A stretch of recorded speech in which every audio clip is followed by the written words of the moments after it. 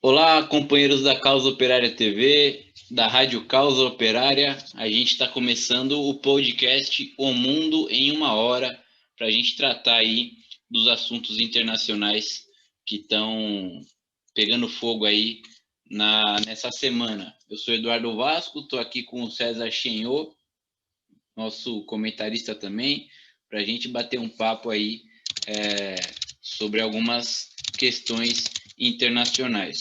Bom, vamos falar primeiro das eleições no Equador, né? Havia aí, ficou quase 2 semanas de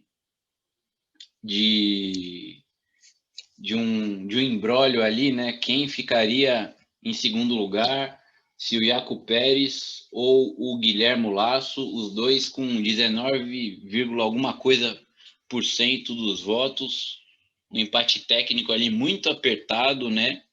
Mas finalmente, depois de muita mutreta, com certeza, né? Depois de muito jogo sujo ali da burguesia negociando entre os diferentes setores, o Guilherme Lasso ele ganhou do Yaco Pérez nessa apuração aí, né? Porque eles fizeram uma recontagem de votos e o Guilherme Lasso ele ganhou do Yaco Pérez. O Lasso que né? Sempre foi o candidato preferencial da burguesia equatoriana e do imperialismo, né? Ele é uma espécie de João Dória equatoriano. O Lasso ele obteve 19,74% dos votos e Jaco Pérez 19,38% dos votos. O Lasso ele falou que a democracia triunfou nessa meio que uma vitória, foi uma vitória, curiosamente, né, uma vitória eleitoral, embora não tenha sido eleito presidente ainda, vá para o segundo turno, né, mas diante do caos que estava aí nessa apuração, o Lasso agora vai para o segundo turno com o Andrés Arauz, que é o candidato do Rafael Correia, que obteve no primeiro turno 32,72% dos votos. O segundo turno vai ocorrer no dia 11 de abril, então teremos aí mais de um mês e meio de campanha eleitoral no segundo turno, que se apresenta da seguinte maneira, né?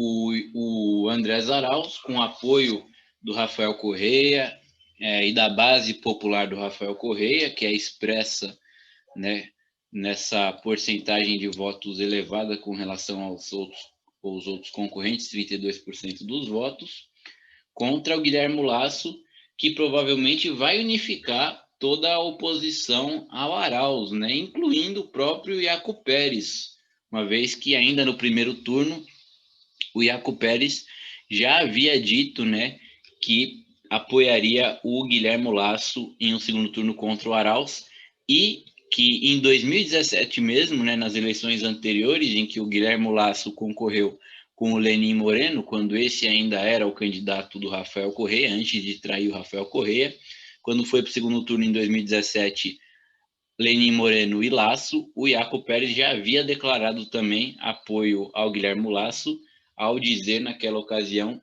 que preferia um governo dos banqueiros, ou seja, do Guilherme Lasso, que é um banqueiro, a um governo ditatorial, que seria o do Lenin Moreno, um governo bolivariano, né, nacionalista burguês aí, e que acabou sendo realmente um governo ditatorial, embora aplicando a política do Guilherme Lasso, né, uma política imposta pelo FMI e que não teve nada a ver com o nacionalismo progressista, né, de esquerda do Rafael Correia. Como é que você vê, César, esse segundo turno aí nessas eleições equatorianas? Bom, boa tarde, Vasco. Boa tarde para todos que estão assistindo aí o programa.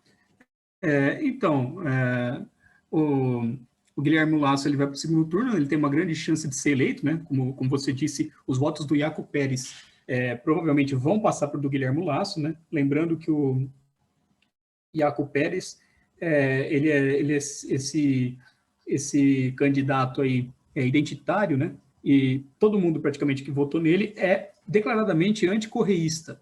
O próprio Iaco Pérez é um anticorreísta, né? Ele apoiou o golpe de Estado no Equador, mas também apoiou o golpe de Estado no Brasil, na Bolívia, na Argentina. Ele é um cara aí, um identitário do imperialismo, assim, declaradamente, né?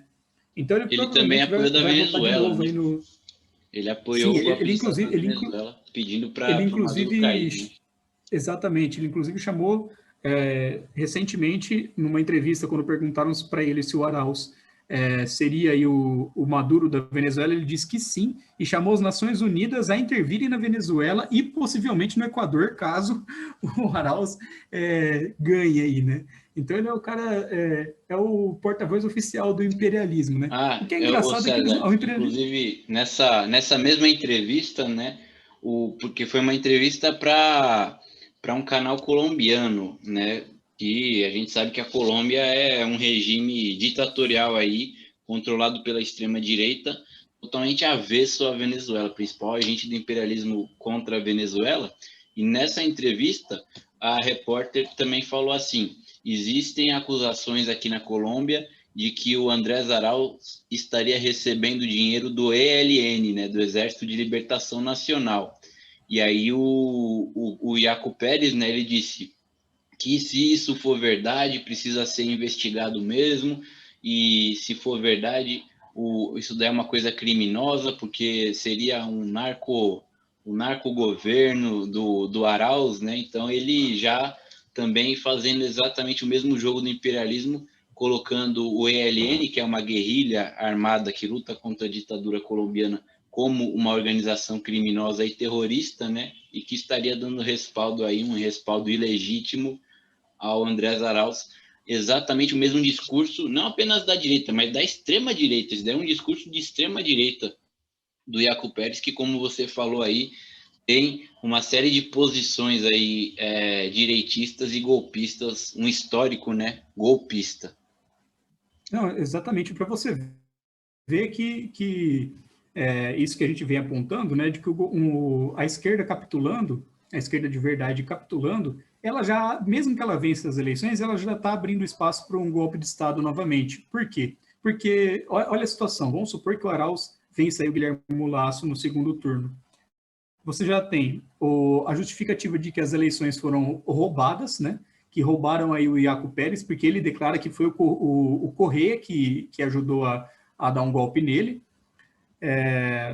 E, além disso, você tem essa questão da ELN, que, inclusive, a Colômbia enviou um porta-voz oficial para o Equador durante as eleições para fazer essas acusações contra o Arauz, né? Então, a gente vê que já tem o pano de fundo para um novo golpe de Estado no Equador. Uma questão só que eu queria levantar é que, com tanto indígena aqui na América Latina, né, o imperialismo vai escolher um cara que não é índio, né? Não é indígena para ocupar essa posição de identitário, né? É um negócio Essa daí engraçado. foi boa, né? O cara, exatamente. o nome dele é Carlos. Não tem nada a ver. Então, e aí você pesquisa na internet, eu vi inclusive uma página de meme do pessoal que é correísta lá no Equador, que eles fazem a transformação do Carlos Pérez em Iaco Pérez, né? Começa com um cara de óculos, terno, assim, e que inclusive os números de voto dele eram 45 e 15, os números de partidos tradicionais aqui da direita no Brasil. Tipo, o cara era um cara da PSDB lá, um doutor, cara formado em direito lá, aí eles pegaram e falaram, não, se transforma num índio, aí deixou o cabelo crescer, fez trancinha, o cara brincou com a cara do pessoal indígena no Equador, né? A própria organização dele é uma organização assim, muito bizarra, né? Eu fui pesquisar, o partido dele votou contra o aborto e em casos de estupro no Equador, o partido dele votou a favor da redução de imposto para o pessoal mais rico. Nossa, é uma lista assim, imensa de barbaridade. O Iaco Pérez disse que tem que usar o dólar no Equador, que não tem que ter uma moeda própria do país, ou seja, né, o cara entregando o ouro assim Nossa, rapidamente, né? E ele disse, neoliberalismo indígena, né? Justamente os caras que então, ele que durante o governo do Rafael Correa ficava acusando o Rafael Correa de explorar as terras indígenas em favor das empresas, tudo mais. Esse cara, se assumisse o governo, ele ia ele é aqueles índios lá que quando os espanhóis chegaram é uma espécie de se aqui no Brasil com relação aos escravos negros existiram, né, os capitães do mato, o Iaco Pérez era uma espécie de capitão do mato, mas indígena, né? Porque não, esse cara aí é um exatamente. charlatão de primeira. Não, ele inclusive falou uma coisa. Eu até vendo a entrevista dele assim, percebi que ele começou a falar, só que ele não quis parar de falar, só que ele ficou com vergonha, ele deu um ar assim de tristeza no que ele estava falando. Mas a entrevista, a repórter perguntou para ele o que ele achava da proposta do Araúz de dar $1.000 para a população como auxílio emergencial. Aí ele disse que ele falou que não era legal fazer isso daí porque a população ia tomar tudo em cerveja. A preocupação do cara, né? E ele quer fazer ele tem o sonho assim de realizar uma coisa que é um desejo antigo dos Estados Unidos aqui na América Latina, né, do imperialismo no geral, que é acabar com as minas do Equador, né? O Equador que é um país aí muito atrasado, né? Um país que tem uma indústria muito fraca, ele quer acabar com as minas do país. É a mesma coisa que vir alguém aqui para o Brasil e falar assim, ó, vamos acabar com os campos de petróleo do país, com a extração de qualquer tipo de minério, tipo, por nada, assim, né? A mulher dele também tem relações aí com os Estados Unidos, trabalhou para um órgão que é ligado ao Partido Democrata. Ela é uma brasileira, né? Franco-brasileira, que lutou aí contra o governo Dilma, contra o governo da Argentina, enfim. É um direitista de primeiro plano, assim, vestido de algum tipo de esquerdismo, assim, né? O que é engraçado é que o pessoal identitário não acha ruim, né, se a pessoa coloca uma fantasia de indígena no carnaval, mas o cara que coloca uma fantasia de indígena nas eleições é de boa, né? O cara fingir que é índio para ganhar voto é tranquilo, né? Normal. Acho que é isso mesmo que tem para falar sobre esse Não, cara. tem a questão também no segundo turno, né? Em um primeiro momento, o Iaco Pérez ele havia dito, né, que apoiaria o Lasso e o Lasso havia dito que apoiaria o Iaco Pérez. Mas com essa briga aí para ver quem é que ia ficar em segundo, né? Recontagem de votos, 2 semanas aí de mutreta, né? No meio disso daí o Iaco Pérez disse que não sei se vou apoiar mais ele. Também acho que isso daí era mais uma chantagem, né? Justamente para a burguesia falar na recontagem ali e falar, não, vamos colocar o Iaco Pérez, senão ele não vai apoiar o Lasso e aí o Arauz vai ganhar. Mas vamos ver aí, é bem possível que, na verdade, o Lasso receba assim o apoio, mesmo que tácito, do Iaco Pérez, né?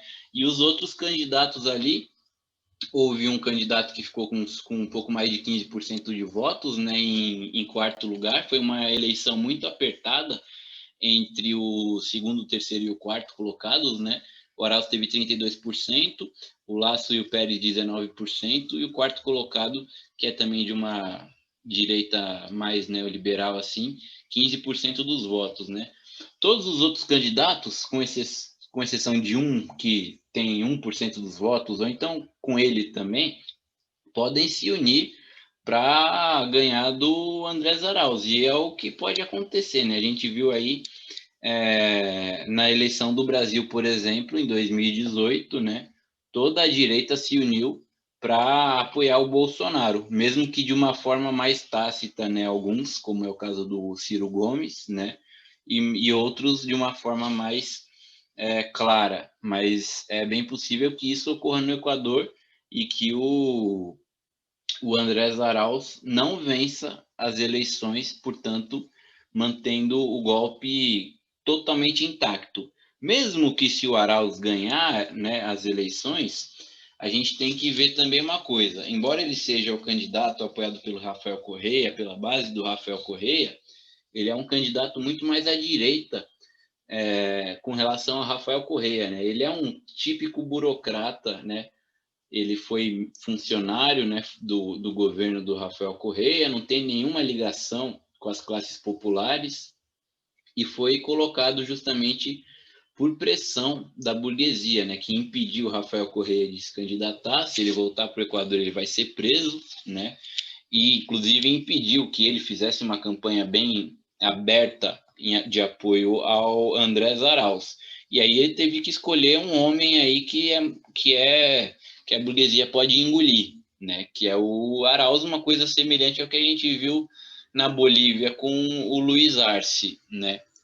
Então, existindo também a possibilidade de o Arauz vencer as eleições, a gente tem que entender que isso daí não vai significar a derrota do golpe no Equador, né, a reversão das políticas neoliberais, mas provavelmente vai acontecer algo semelhante à Bolívia, né, em que o Luiz Arce assumiu ali por um acordo entre o Evo Morales e a burguesia que não queria o Evo Morales, permitiu a volta do MAS ao poder, para fazer uma ou outra pequena reforma, né, já dentro do regime golpista, sem, no entanto, reverter esse quadro geral de golpe na Bolívia, de governo entreguista e neoliberal, e mesmo de uma semi-ditadura, né, que foi o que aconteceu na Bolívia após o golpe de Estado. No Equador, possivelmente ocorra a mesma coisa, até porque as massas equatorianas não estão tão mobilizadas como estavam as massas bolivianas quando das eleições do ano passado, né? E no Equador a situação está diferente. O próprio Iaco Pérez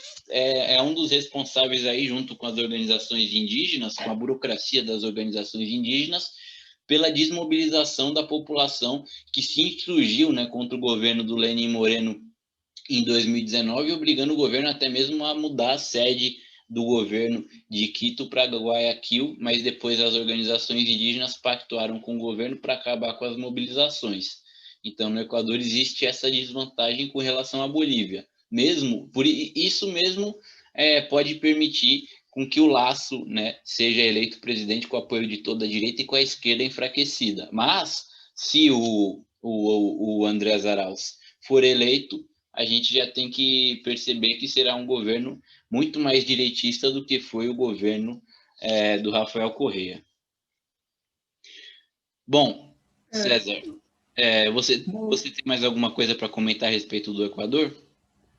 Não, aproveitar o gancho aqui com o nosso próximo assunto, comentar que o Juan Carlos Monedero, que é um dos fundadores do partido Podemos, partido bem pequeno burguês, bem direitista da Espanha, também saiu criticando aí o Iaco Pérez, disse que, inclusive, que o Iaco Pérez, há indícios de que ele tenha concessões de mineradoras no Equador, e que ele se passa aí por defensor ecossocialista, essas coisas, mas, na verdade, ele recebe dinheiro daquilo que ele fala que combate, né?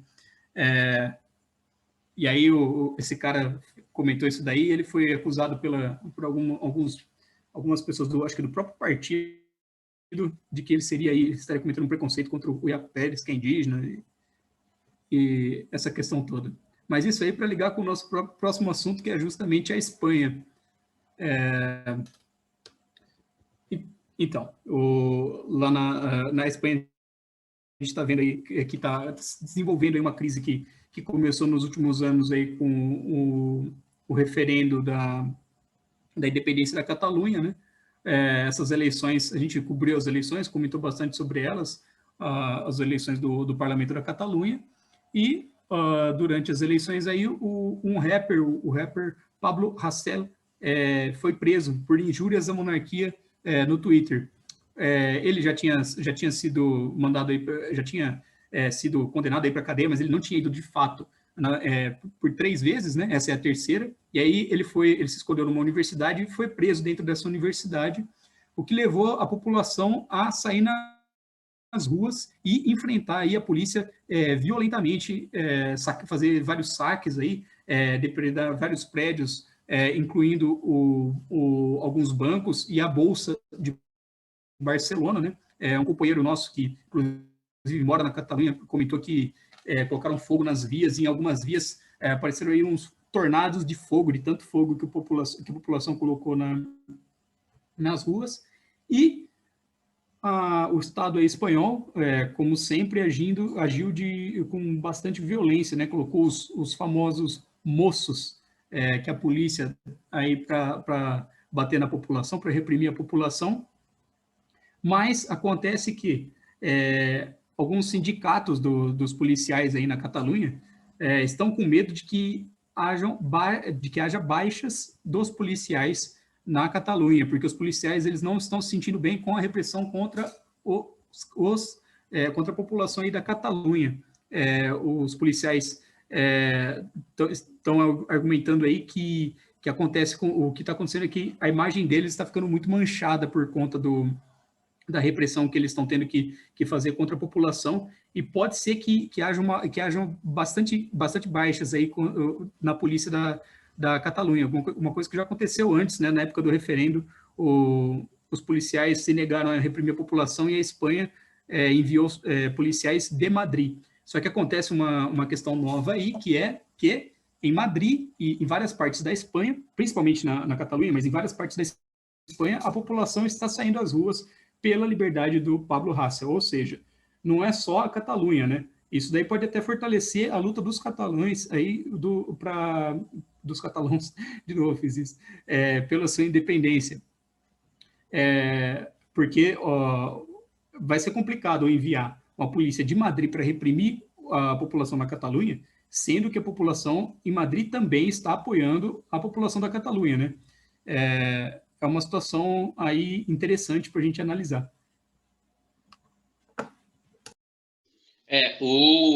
A situação na Catalunha, né? Ela tem sido, a Catalunha tem sido o grande teatro aí dos acontecimentos mais explosivos na Espanha nos últimos quase 10 anos, né? A crise de 2008, ela atingiu a Espanha em seu coração. A Espanha foi um dos países europeus mais afetados, né, pela crise. Ela fez parte dos famosos PIG, né, uma sigla em inglês para satirizar os países que seriam os porcos, né, ou seja, os grandes devedores aí, os países que estavam na lama realmente economicamente, né? Portugal, Irlanda, Espanha, Grécia e Itália, né? E a Espanha viu uma crise gigantesca, principalmente crise imobiliária, né? E foi aí que o Podemos começou a ter, né, um apoio maior, porque a população estava se radicalizando e a classe média de esquerda ela viu ali no Podemos uma força aglutinadora, né? Os movimentos populares começaram a protestar nas ruas, né? Mas isso daí foi canalizado rapidamente pela burguesia para colocar esse apoio, essa reivindicação, né? Essa revolta social nos marcos das instituições através do Podemos, né? E aí o Podemos fez tudo aquilo que a gente viu, uma política abertamente direitista, atacando o PSOE, mas no final das contas, como a gente está vendo hoje, formando um governo de frente popular com o PSOE, né? Mostrando que não passa o Podemos de uma espécie de sombra do PSOE, uma imitação do PSOE, um pequeno PSOE com uma fraseologia radical, mas com uma postura política exatamente igual, né?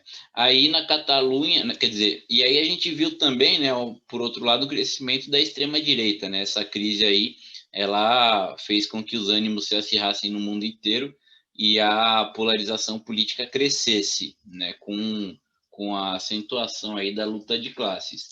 Foi o que a gente viu nas próprias eleições legislativas últimas na Espanha, em que o Vox, partido fundado recentemente, de 0 passou para cerca de 50 cadeiras no parlamento espanhol, né? O Vox também foi uma força que cresceu com essa crise aí, uma vez que a esquerda ela conseguiu no máximo formar o Podemos, que é algo totalmente artificial e de classe média. Não criou-se nenhuma estrutura, né, nenhuma organização de esquerda ligada à classe operária. E aí a extrema-direita acabou surfando um pouco nessa onda, né, no vácuo ali de organizações operárias de esquerda. A extrema-direita, com toda a sua demagogia antissistema, muito maior do que a propaganda da esquerda, né, ela conseguiu ali arregimentar milhões e milhões de pessoas para apoiarem ela, né, mesmo que de uma forma não tão clara, né, não tão ideológica, mas conseguiu aí apoio, inclusive ideológico, né, de muitas pessoas. Tanto é que a gente viu aumentarem também nos últimos anos manifestações em defesa do regime franquista, né? Na semana passada mesmo, houve manifestações aí em homenagens à Legião Azul, né? Uma legião de soldados espanhóis que lutou ao lado dos nazistas alemães na Segunda Guerra Mundial. Então, na Espanha, o movimento de rua dos fascistas está aumentando consideravelmente. E aí, um outro fator, e talvez o principal fator, né, dessa crise toda é justamente a Catalunha, com essa crise, com a crise econômica, né, sendo a Catalunha o motor industrial da Espanha, tendo sofrido muito com a crise de 2008, um próprio setor da burguesia catalã decidiu que talvez fosse hora de se separar da Espanha, porque ia acabar arruinando, né, os seus interesses financeiros. E o povo catalão, né, também diante da crise, se radicalizou, defendendo aí a, a independência do país. Tanto é que, finalmente, né, em 2017, conseguiram arrancar ali um referendo que o governo do PP, do então primeiro-ministro, né, Mariano Rajoy, tentou impedir, mas o referendo foi realizado, o governo central espanhol considerou o referendo ilegal. A maior parte dos cidadãos catalães que votou optou pela independência da Catalunha, e diante disso não restou ao governo central de Madrid mais do que a repressão contra os cidadãos catalãos, né? Naquela época ali houve uma quase, inclusive, poderia instalar uma guerra civil, né? Uma segunda guerra civil na Espanha em defesa da independência da Catalunha. Os moços de esquadra que você falou aqui, César, naquele momento já estavam muito assim em cima do muro, se eles obedeciam ou não a ordem de repressão. E, curiosamente, no geral, eles acabaram desobedecendo as ordens para reprimir os cidadãos catalãos que estavam indo votar no referendo. Isso daí fez com que o Mariano Rajoy ele enviasse tropas de Madrid para reprimir. Ele ameaçou e, na prática, implantou temporariamente uma intervenção militar na Catalunha, né? Os próprios líderes independentistas catalães, né, que encabeçaram o referendo, foram todos perseguidos, né? Você deve lembrar o nome agora, eu agora não me recordo o nome. O Carles Puigdemont, né, que era então presidente da Generalitat catalã, e diversos outros dirigentes, né, da esquerda moderada da Catalunha foram presos, no caso do Puigdemont, ele teve que se exilar na Bélgica, né? Outros foram condenados já, e condenados assim a anos de prisão, né? Como se fossem criminosos. Isso daí foi uma repressão muito grande aos catalães. Naquele momento até adiantou, né?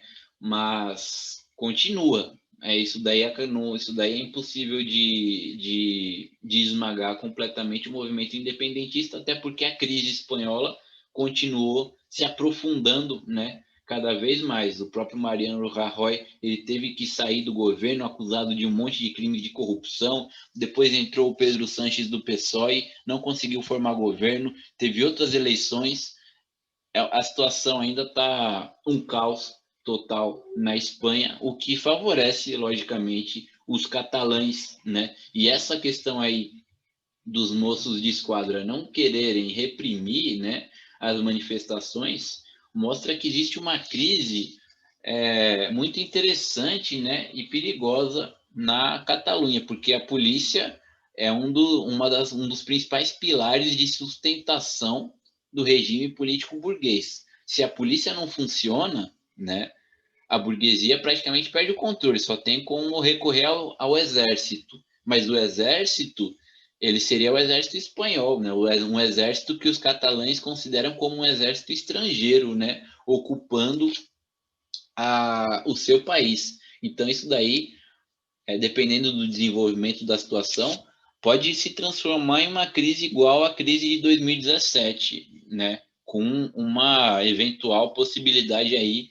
do acirramento aí da luta ainda mais radical pela independência da Catalunha.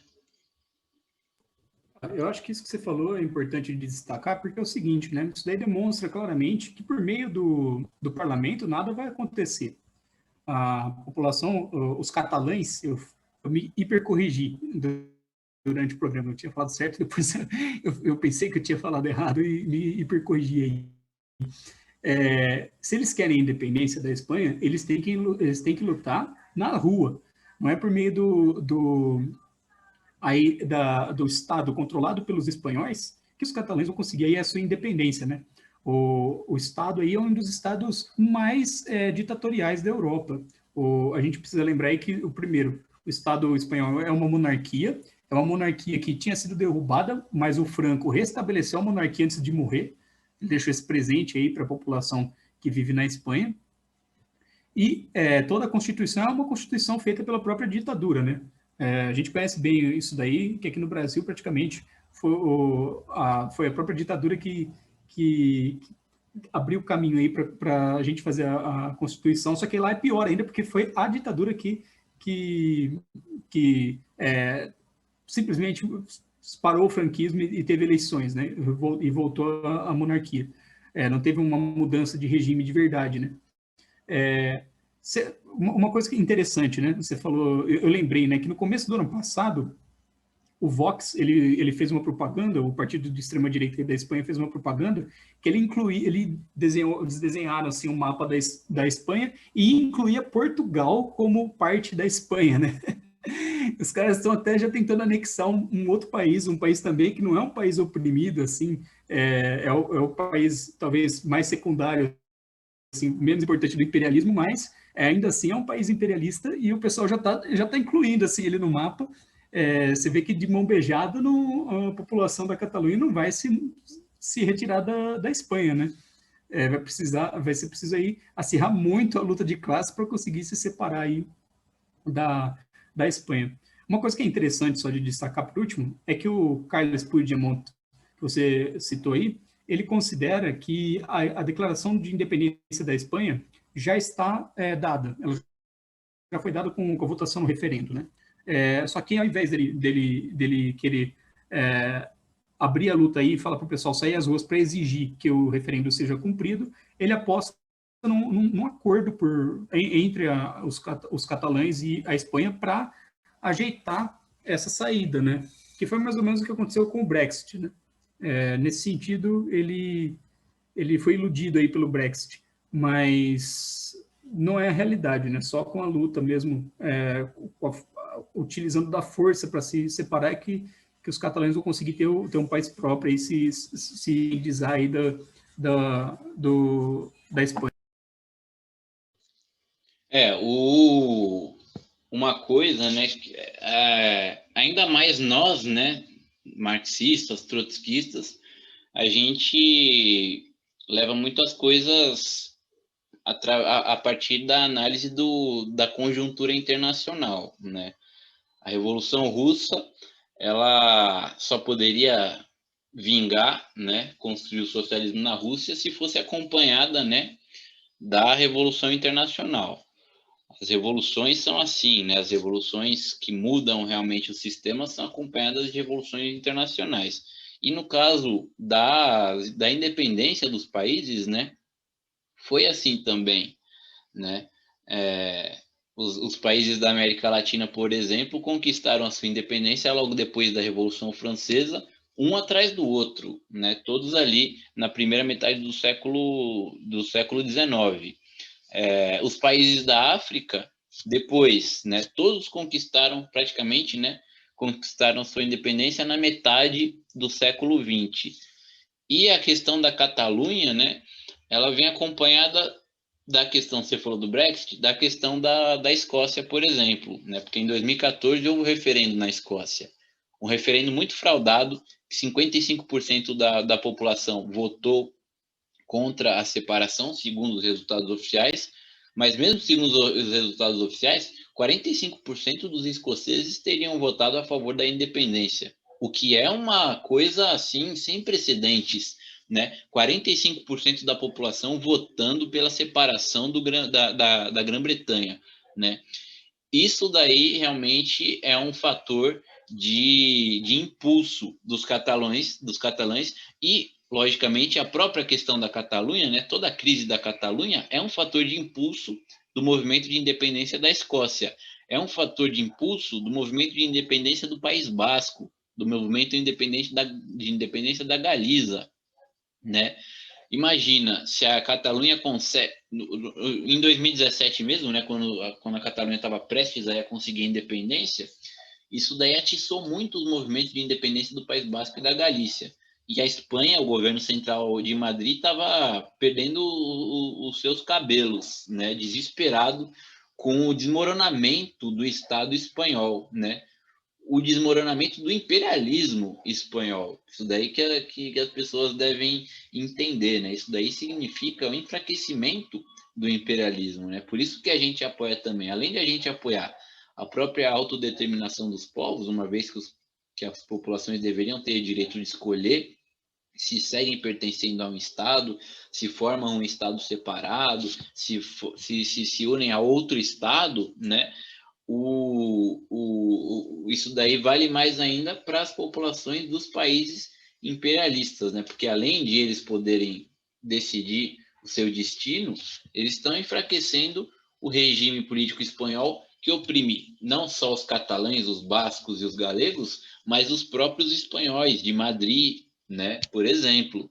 Então isso daí, ao contrário do que pensa uma boa parte da esquerda espanhola, por exemplo, né? Isso daí é bom para a classe trabalhadora espanhola, né? Eles dizem que a separação da Catalunha é uma coisa reacionária porque desune o proletariado de todo o Estado espanhol. Mas é o contrário. Além de ser um direito dos catalães, isso daí enfraquece a própria dominação da burguesia espanhola em seu território, digamos, legítimo, né?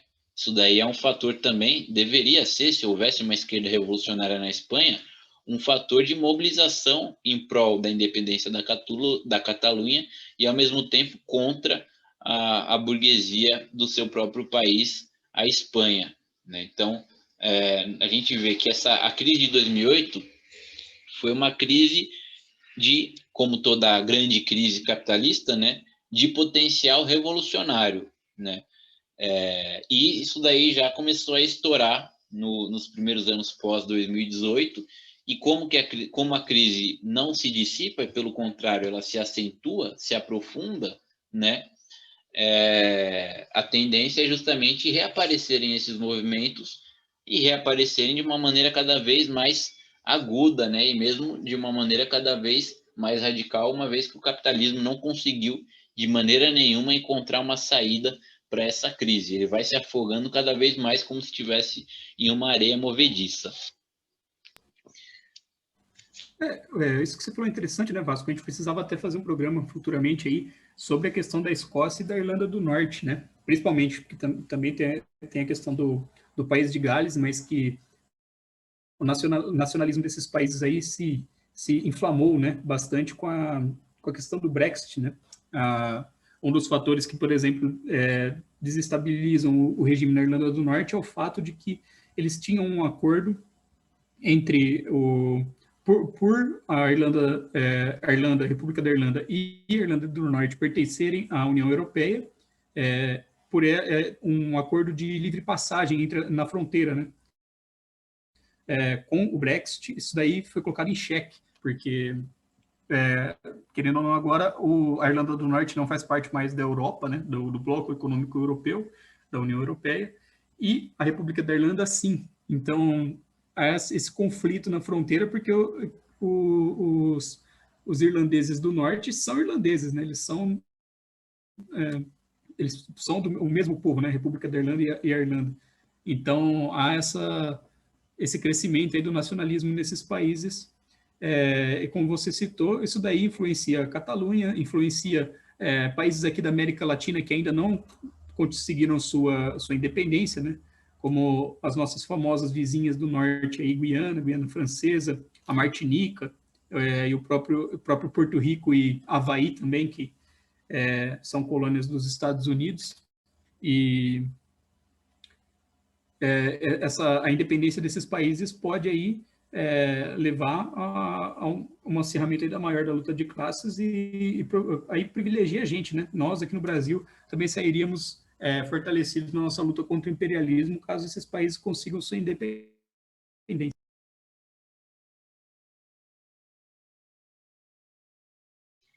Bom, a gente vai ficando por aqui, César. Vamos terminando o nosso O Mundo em uma Hora dessa segunda-feira.